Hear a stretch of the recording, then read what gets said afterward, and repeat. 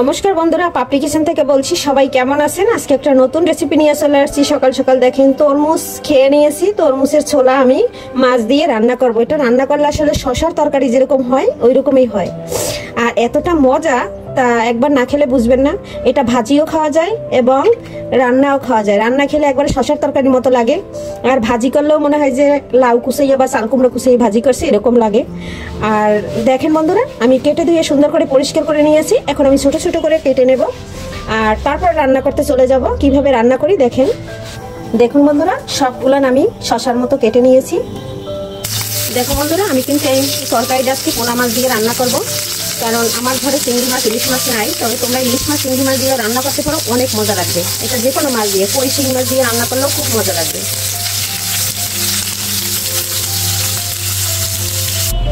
সাদা তেল দিয়ে দিলাম, ফোড়নে দিয়ে দিলাম একটা তেজপাতা, দিয়ে দিলাম গোটা জিরা, দিয়ে দিলাম কয়েকটা রাঁধুনি, দিয়ে দিচ্ছি কয়েকটা আলু। এটা একটু হলুদ আর একটু লবণ দিয়ে একটু ভেজে নেব, কারণ আলুটা ভেজে দিলে তাড়াতাড়ি সিদ্ধ হয়ে যায়।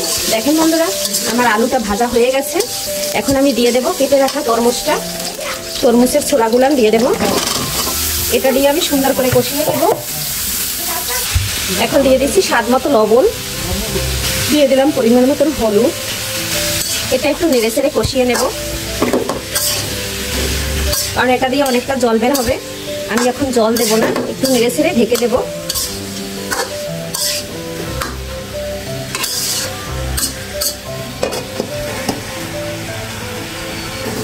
দেখো বন্ধুরা, 5 মিনিট পরে চলে আসলাম। কতটা জল বের হয়েছে, অনেকটা জল বের হয়েছে।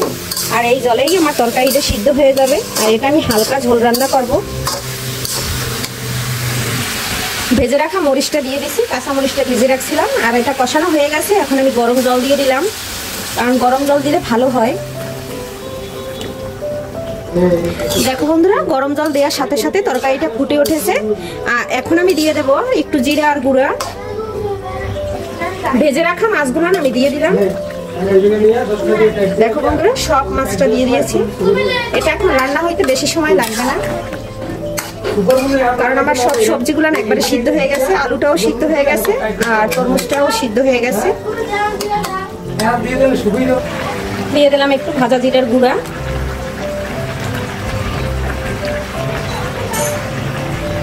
এখন একটু নাড়াচাড়া দিয়ে দেবো, কারণ এটাই আমি ঝোল বেশি রান্না করব না। দেখুন বন্ধুরা, সব সবজিগুলো আস্তে আস্তে রয়েছে আর কত সুন্দর দেখা যাচ্ছে। এভাবে যদি পাপড়ি কিচেনের ভিডিও ভালো লাগে, একটা লাইক কমেন্ট শেয়ার দিতে ভুলবেন না। আর আজকের ভিডিওটা এখানেই শেষ করব। এ পর্যন্ত সবাই ভালো থাকবেন। নতুন কোনো ভিডিও নিয়ে দেখা হবে আপনাদের সাথে পরবর্তীতে। দেখো বন্ধুরা, তরকারিটা নামিয়ে নিচ্ছি আর কত সুন্দর দেখা যাচ্ছে। সবাই ভালো থাকো, সুস্থ থাকো। সবাইকে নমস্কার। আর এরকম একবার হইলেও বাসায় রান্না করে খেও।